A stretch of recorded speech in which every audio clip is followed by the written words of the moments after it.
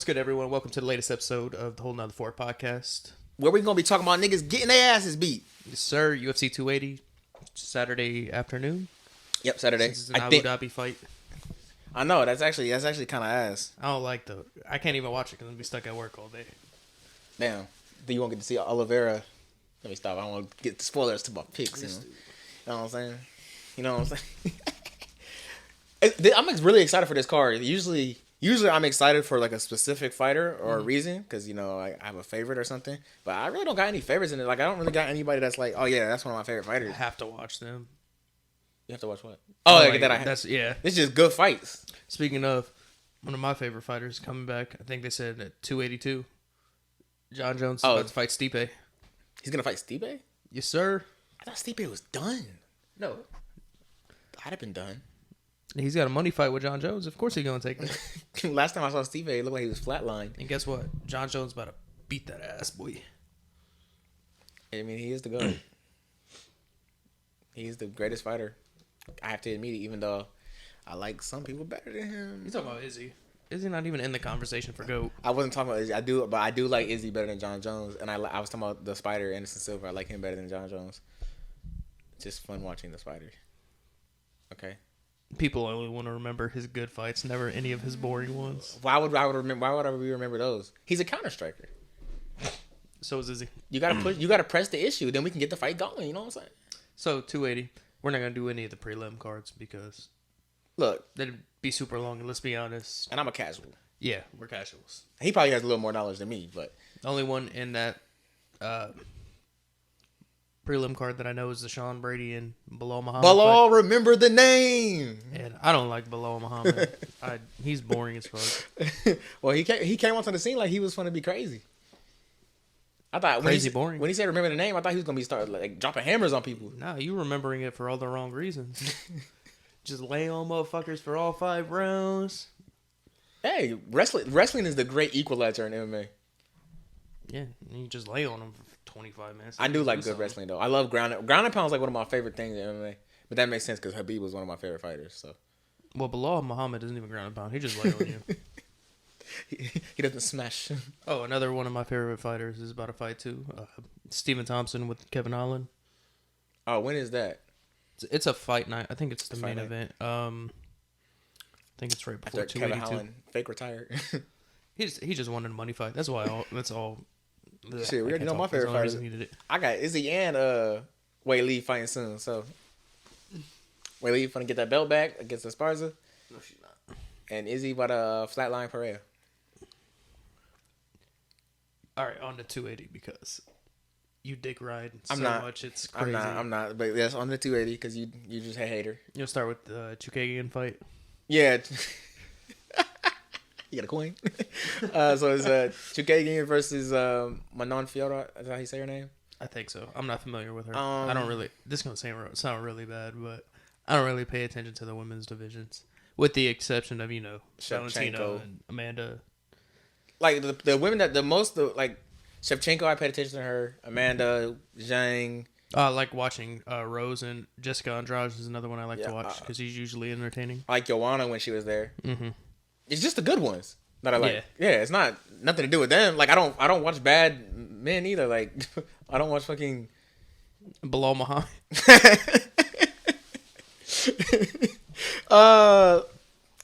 Who's the favorite? Is it Chukagian? I can't even tell you. I think. I guess I could pull it up. I think Manon is she's 9-0 right now. She's on the rise. Chukagian has definitely been in the game longer. I think I'm gonna just take Fiorot because I think that's who I'm leaning more towards. She's new. She's new. Is she 9-0? She's 9-1. She's 9-1. 9-1. Okay. I'm gonna take her only for the fact that I just think I want to see a new sacrifice for Shevchenko. It's the Shevchenko a fresh face. Yeah, I just want to see somebody else get beat up by Shevchenko. It's with her and Nunes. That's they're the only two people that can beat each other. So Shevchenko, it's like the Shevchenko Invitational at this point. All right, I picked same reason. Okay, I'm picking the same thing. There we go. Benil Dariush and Gamrot. I think this is gonna be pretty boring. Yeah. Well, unless you love wrestling, it should be. Well, it's two wrestlers, right? So you might be in for a that I know. I don't know the most about these two specifically. I know even less. I think I'm gonna go with Gamrot. I'm going with Dariush. Yeah, I think Gamrot would be an upset. I'm pretty sure. Mm-hmm.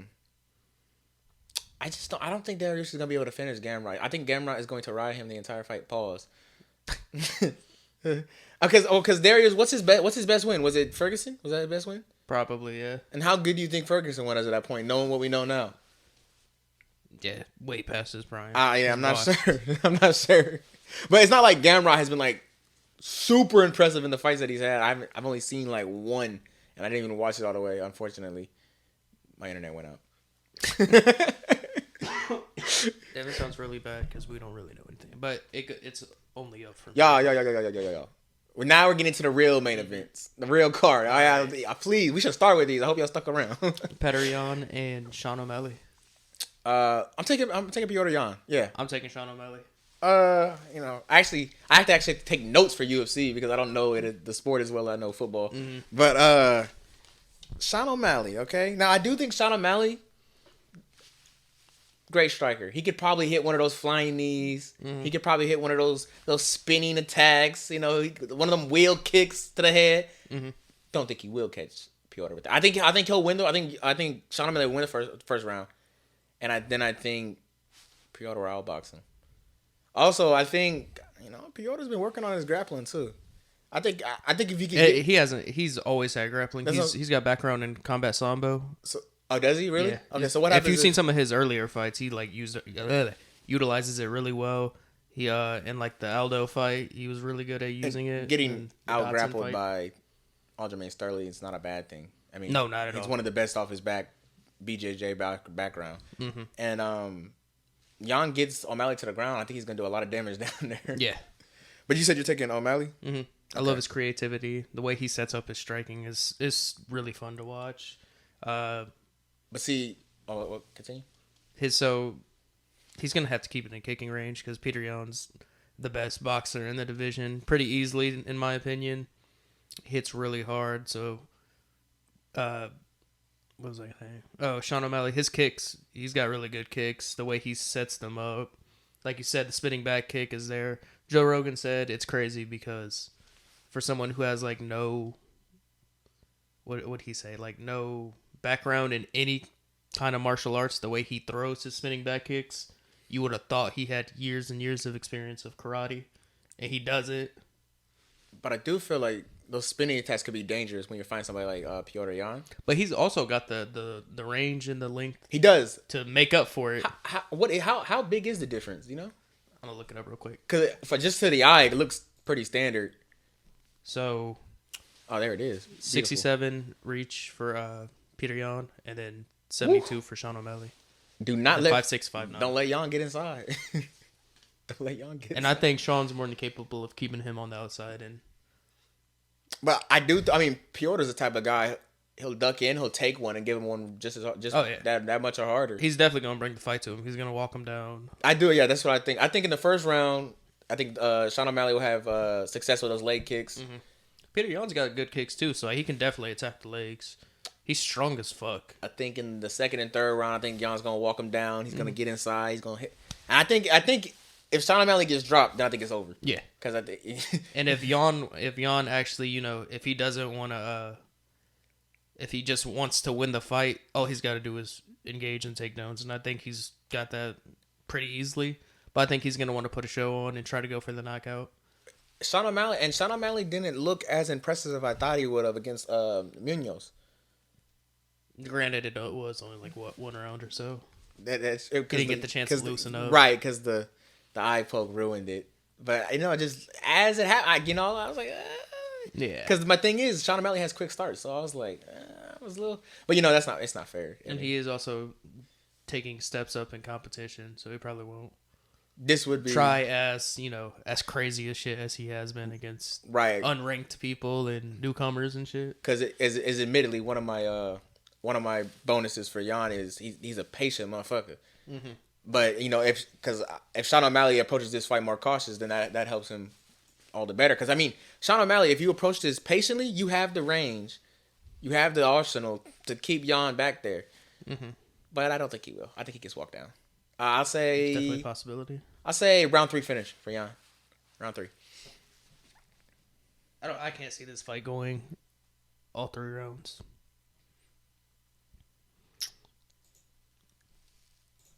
Aljo and Dillashaw. The CEO of EPO, TJ Dillashaw. You see the photo of him? Yeah, that shit, bro. He's got to be on something. He looked like one of them bodybuilders that like do those competitions and their skin's all stretched out. I was like, bro. It's kind of crazy because, well, how many days ago was that? Or was that last week? The picture? Yeah. I saw it like 2 days ago. So I don't know. I was about to say he could be cutting weight and that's why he looked like it. But if it was last week, it's like, why are you cutting weight like that so early? Because Right. most of the time when you cut weight, you start looking like super fucking ripped and shit because you're dehydrating yourself. Oliveira is starting his shit. I seen him in the sauna. He's one who should have been starting his shit last week. Hey, Oliveira, I swear to God, I won't forgive you miss weight this time. Yeah. But yeah, back to Aljamain Sterling versus TJ. So who you got? I got Aljo. Yeah, I went back and forth on this a lot. I ended up siding with Aljo. I do think this is a really good matchup. TJ has good striking, and he's a good wrestler as well. I think TJ, when he gets up, I think he gives up his back too much. Yeah. And I feel like if Aljo gets his back... during one of the scrambles. Yeah. And sure. TJ's the type of guy, he could get on top and he's a confident motherfucker. You get Aljo's dangerous off his back. You get too confident while you're on top of him, you posture up, all of a sudden you're in a triangle and you don't even know what happened. So I figure it going like that. I mean, TJ does have great takedown defense, but like I said, Aljo is an elite wrestler. But judging by their last fights, TJ went against Corey Sandhagen. That was his last fight, right? I don't think he had another one since that I remember. So we're both on the same page. So there. Going by the Sandhagen fight, TJ didn't look as like he did before. I thought he lost that fight. I had Sandhagen winning. And a lot of people are saying that. I didn't think this. A lot of people are saying that Aljo was like robbed Jan in the second fight. I thought it was a pretty clear winner for Aljo. Okay, it wasn't the most entertaining, but he did have his back for 3 rounds. Like, how do you think Jan won that? I also think that I don't think TJ he should be careful about dismissing Aljo's stand up. Yeah, that's one of my things. Was it okay? His stand up is good. Yeah, he's really strong. He hits hard. Don't just write it off because he's one of those guys that he has you thinking about the takedown. Boom. He's also got the creativity on the stand up too. Yeah, he does some spinning attacks too.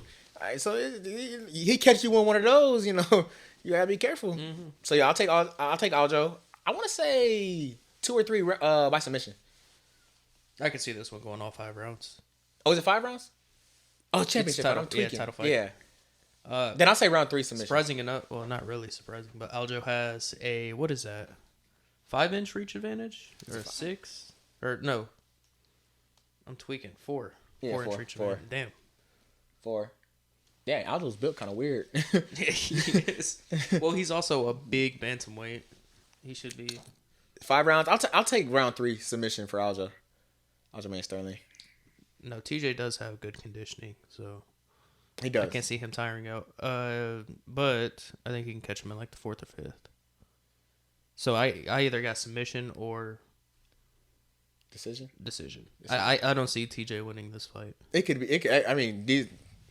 I don't think he doesn't got the power that Jan has to like be able to rock Aljo. Just to drop him straight out. Yeah, because he's got good stand up. I'll give him that. Like he's got really really good stand up, but he doesn't have the power that Jan does, in my opinion. Kind of like Oliveira. Like you could knock Aljo down, and if you go down there and finish it, he can submit you. So. Then the main event of the fight: Islam and Charles. Shit. I'm still not sure who I'm picking on this one. Okay, like all of my knowledge says pick Charles Oliveira. Okay, because I think it was Davi Ramos that Islam struggled with. That's another BJJ guy with hands. And then if you just look at the fights they've had, come on, Oliveira is beating like top 5 guys. Like he's beating quality opponents. No offense to Islam, I do think he deserved a title shot. I'm just saying he just hasn't beat those guys. His best wins are Dan Hooker and Bobby Green, and it was like short notice fights. And they were preparing. And they were preparing for a striker all camp. They were in preparing for strikers. Also, fucking Oliveira is like, okay, so the way Islam fights, okay, he gets you to the ground and he wants to beat you up down there. That's a dangerous style versus a BJJ guy that loves to fight off his back. Yeah. Because you slip up once. As reps. Good night. Good night. Yeah, Charles actually has a reach advantage, which I found that kind of surprising. I didn't think he was that big. You know, he's kind of long, ain't he? 74 to 70. I don't... What do you think they weigh on fight night, respectively? Charles is big, but Islam's big. Yeah, Islam's big. It's probably going to cancel out. They're probably about the same. I'd probably say about 180. You know, them Dagestanians. You know, Habib's going to be in Islam's corner. That's one of the edges I'll give towards Islam is the corner. Because, you know, Habib knows what he's talking about. You don't want to get taken to the ground with Habib standing right there. No. You don't want to be in his corner when you get taken to the ground. But I will say, so a lot of the people Oliveira has fought on this win streak, like they'll rock him and then they'll be scared to go down there. Islam won't be scared to go down there. Because that's part of the, like, his stand-up looks good. Because he goes in there recklessly, knowing damn well they won't get on the ground with him. And he doesn't have that same kind of, what's the word I'm looking for? Like, invincibility. No, that's not the word. I don't know, but you know what I'm talking about. He can't go in there as reckless and know if he gets dropped, they won't go to the ground. Because Islam will go down there and he'll try to beat you up. Yeah, he'll just lay on you. You know that I love Sambo style wrestling because it's not boring. It's like I'm gonna get you down there and then I want to put your face into the ground, turn it into hamburger meat. But also, I mean, Islam he's not like the best striker, but I mean he's a strong dude. So if you don't want to get caught by him if you're gonna go in there kind of wild. If I'm Charles, I'm not worried about Islam stand up. Conor wasn't worried about. He does get dropped a lot though. Conor wasn't worried about Habib stand up, and he got rocked when Habib faked the takedown. Charles isn't scared to go to the ground though. Conor kind of is. That's true. Although I pick Charles to win. Yeah. Okay. Everything in my soul is telling me Charles Oliveira, but I'm actually gonna take Islam. I don't know why. There's just this nagging feeling that Islam's gonna win. Like I want y'all to know this. I really want y'all to know this. Common opponents, stylistically wise, everything is saying Charles Oliveira is going to win this fight. But I just had this sixth sense in the back of my head saying Islam Makhachev is gonna ride. This is gonna be his takeoff moment from here. And if not, we're gonna have to stop these Habib comparisons. Yeah. But Charles needs to keep the fight standing. He's got the way better stand up. He got some pop in his punches too, and then he put Justin on his ass a couple times. Well, I do think if Charles wins this fight, it's gonna be like in kind of like a dominating fashion. Like it'll be like knockout or like the Tony. Nah, I don't think it will look like Tony. Or like he'll catch Islam sipping on the ground. It'll like it won't mean Islam's a bad fighter. Just when Oliveira wins, it's gonna just look really good. I think if Islam wins, it'll be more of a grind it out, beat you up for a few rounds, and then doing that is dangerous because he just has to catch you once. But in bad position. Charles also his conditioning isn't as good, so I think if that is the way to go for. He's got to survive. Islam, just tire him out, grind him out on the crowd. Which I mean, Islam could do that. If Islam is half of what they say he is, he could do that. Because I think Khabib could do that. But we're never gonna know because Khabib left before Oliveira came up. Yeah. So you got Oliveira. What round? You got a round prediction? Decision. Mm-hmm. I'll take Islam Makhachev. I want to say no. I don't want to say submission against the BJJ guy. I'll say submission in the last round, or it's gonna be a decision. Yeah, but it'd be like it's so tough because the only time I've seen Makhachev pull off like a very impressive submission is like against a quality opponent was Bobby Green when he faked the Kimura, and then he caught him in the choke. I think it was a choke. But like, I mean, that's Bobby Green. Bobby Green's he's a stand-up. Yeah, he's a good fighter, but he's basically stand-up, and he was preparing for a striker, and then he put Dan Hooker in that nasty-looking Kimura. But again, that's another striker that was preparing for a stand-up guy, and you fought him last minute. So we'll say with Charles, he's got to try not to telegraph those kicks. Islam is pretty good at catching them. So if I'm Charles, I'm utilizing with my boxing, and Watch for I noticed Islam. He has the same thing Khabib always did. He throw a hook and then shoot right after he throws it. Yeah. Yeah. It's just really nice. But I do think Charles can see that coming, or he's not worried about it. And if he gets taken down, I think he'll be good at keeping him in position. Islam's a strong motherfucker though. Yeah, he is. Like I don't think it'll be that easy to displace him once he's on the ground. If Islam doesn't make a mistake down there, I don't think it's gonna be like super easy for Charles Oliveira to displace him. I think Islam has what it takes to just beat him up down there, just punch him in the face. But then it's like Oliveira's too good to panic and give up his back or something like that. Oh yeah, and I do think that if they're ever in the case of like a scramble or something like that, I do think Charles is pretty good about catching motherfuckers in that. So. Yeah, and it's like all my notes here, everything I've been saying, it sounds like I'm arguing for Oliveira to win. But then I picked Islam. I could see Islam winning for sure, but I want Charles to win, and I can see him winning. I do want Charles to win because these Dagestani, they taking over. They are. That's all the fights. That's all I got to say about the fights. Oh, there was something I forgot to say about the Jan O'Malley fight, but it wasn't too important. It was just O'Malley's trainer, like the guy he's been training with, like his Andrew Tate. No, O'Malley's lead sparring. Obviously, he practices with better people off camera, but just what you see on camera, his lead sparring partner for this camp is some dude from the UK who's like 2-1 or something like that. It's not a very. I don't know why he would have him be your lead sparring guy when you're fighting Piotr Jan, you know. But not gonna make too much of that because we don't know what they're doing off camera. So, but yeah, that's everything I got to say about all the fights.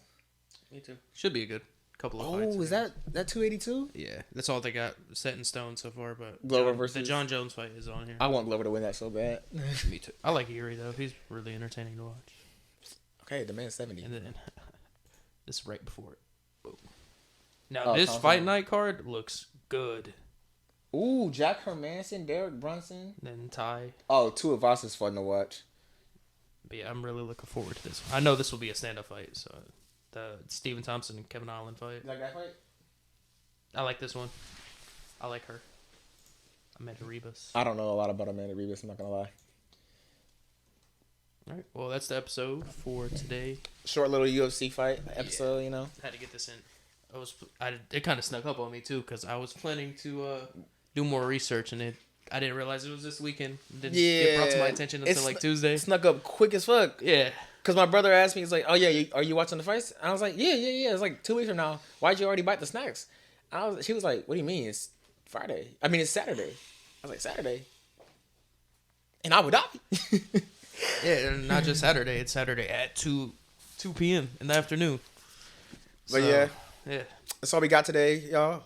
This is a shorter episode for y'all, so you know, hopefully the watch retention is better. Like, comment, subscribe. Let us know your predictions. Let us know how sorry our MMA takes are. Yeah. But yeah, feel free to share your predictions. What you liked about what we said, what you didn't like. What round you think Charles finishes Islam in? What round you think Islam finishes Charles? Y'all have a good one.